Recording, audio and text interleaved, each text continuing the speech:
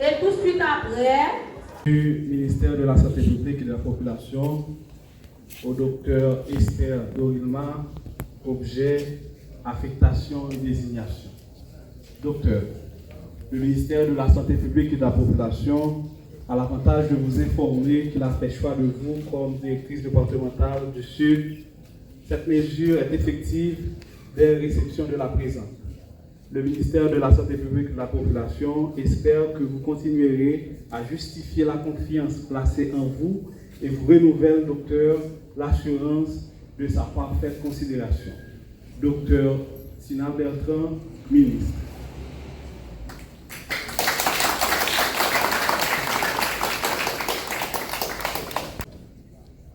Mesdames, Messieurs, la direction départementale de la santé occupe une position essentielle au sein de notre système de santé. Elle est chargée de mettre en œuvre les politiques et programmes de santé établis par le ministère à l'échelle départementale. Son rôle est de coordonner les divers établissements de santé, qu'ils soient publics ou privés, tout en veillant à leur bon fonctionnement. Je répète pour vous, Madame la directrice, vous avez plein pouvoir sur tout l'hôpital, tout bagaille qui garde avec santé. Quitte les publics, quitte les privés.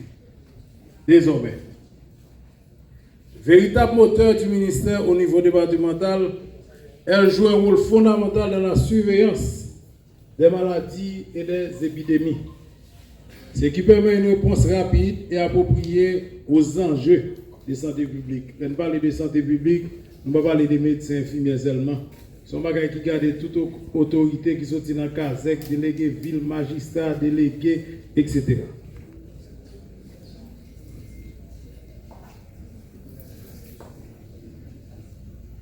En outre, elle est impliquée dans la gestion des ressources humaines et l'allocation des moyens matériels et financiers dans le secteur de la santé.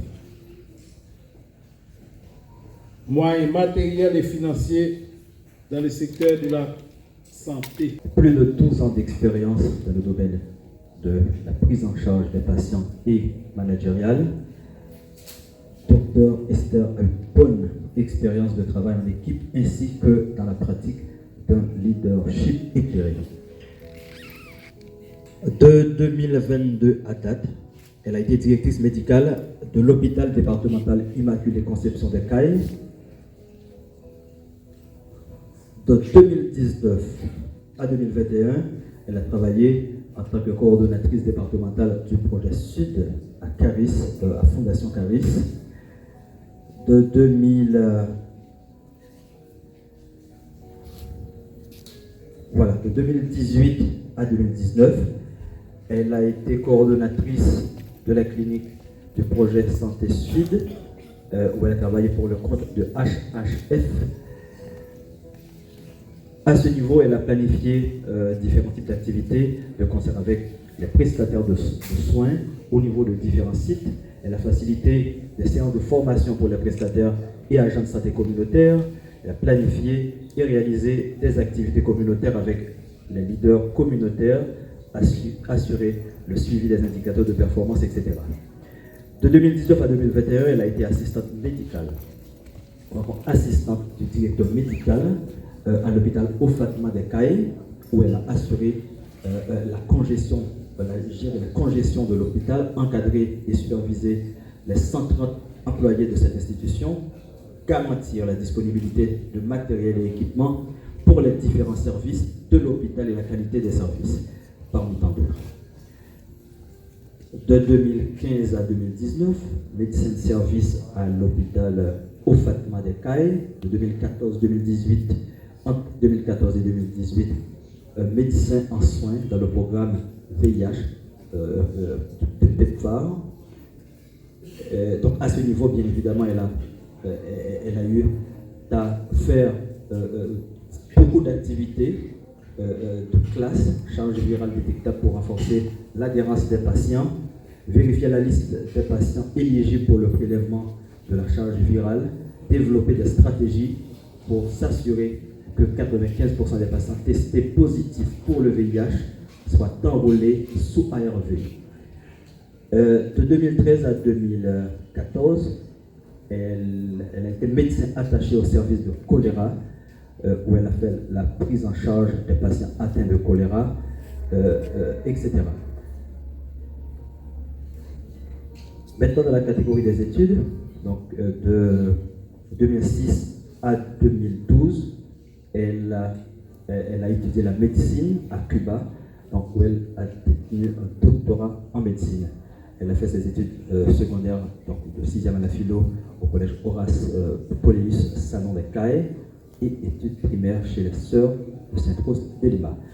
Haute formation, méthodologie de gestion productive des services de santé avec l'OPS-OMS, gestion hospitalière en situation de crise avec Galilée International Management, formation sur le financement basé sur les résultats, formation aussi en suivi et évaluation, formation sur la prise en charge de la tuberculose en Haïti, formation sur la prise en charge complète des PVVIH, formation sur la technologie contraceptive, formation sur la santé maternelle et néonatale, formation en éducation pédiatrique en temps de crise. Voilà, mesdames et messieurs, succinctement, le profil de la nouvelle directrice départementale du Sud, que je vous invite d'applaudir chaudement. Merci beaucoup.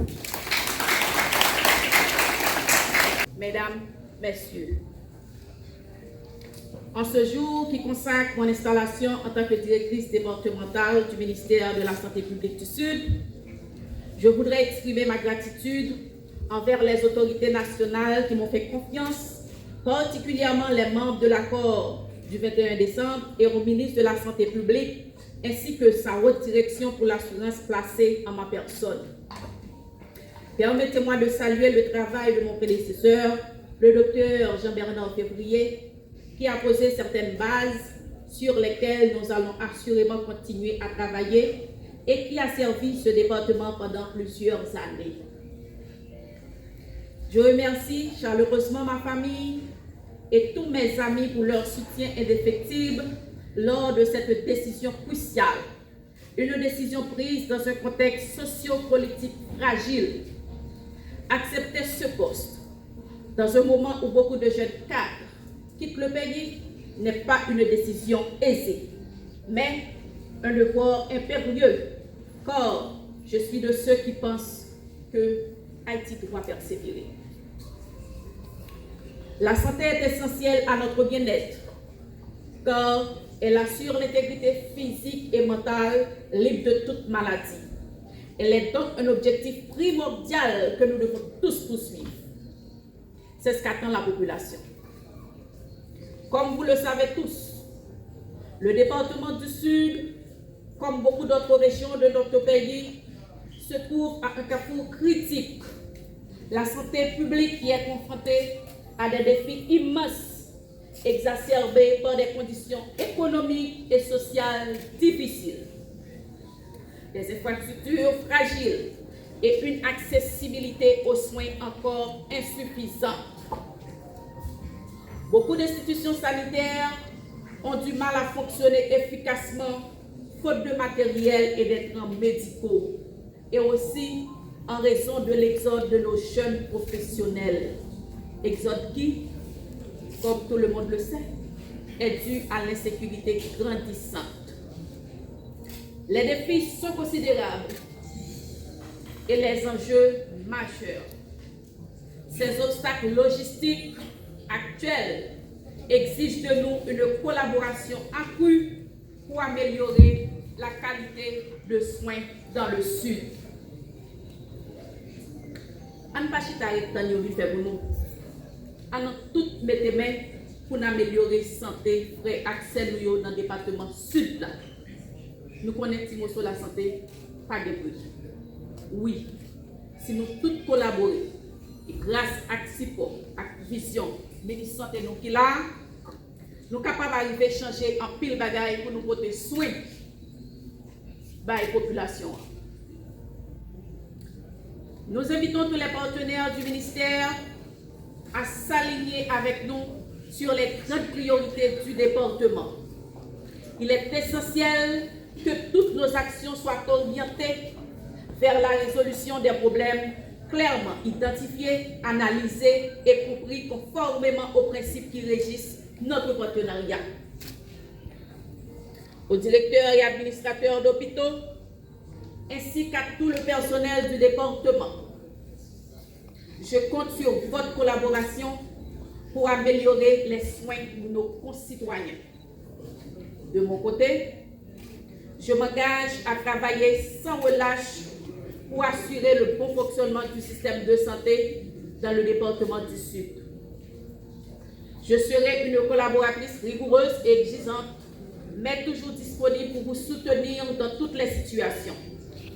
Unissons nos efforts pour promouvoir la santé et pour garantir à la population du Sud un accès à des soins de qualité et abordables, en particulier pour les plus vulnérables. Les défis auxquels nous serons confrontés sont nombreux, mais en restant soudés, nous pouvons améliorer le bien-être de notre communauté. Mesdames et messieurs, dans le domaine de la santé, il n'y a pas de place pour l'échec, car chaque vie est unique et irremplaçable. La réussite est notre seule option. La mission qui nous attend est immense, mais elle n'est pas insurmontable. Avec une planification rigoureuse, une gestion transparente et un engagement collectif, nous pouvons surmonter les défis qui se dressent devant nous. À la population tout entière, nous affirmons notre engagement. Être là pour vous, toujours à l'écoute de vos besoins. Nous sollicitons également votre collaboration et votre soutien, car ensemble, nous pouvons accomplir beaucoup de choses, alors que seuls, nous ne pouvons rien. Enfin, je tiens à exprimer ma gratitude à tous les professionnels de la santé qui contribuent quotidiennement à ce système pour leurs actions, leurs signalements ou leur engagement continu au sein des structures sanitaires. Votre présence nombreuse aujourd'hui renforce ma conviction que nous pouvons compter sur votre engagement pour garantir la santé de nos concitoyens. C'est ensemble que nous bâtissons l'avenir de notre système de santé de notre pays. Merci à chacun de vous d'avoir honoré cette journée par votre présence. L'heure est au travail.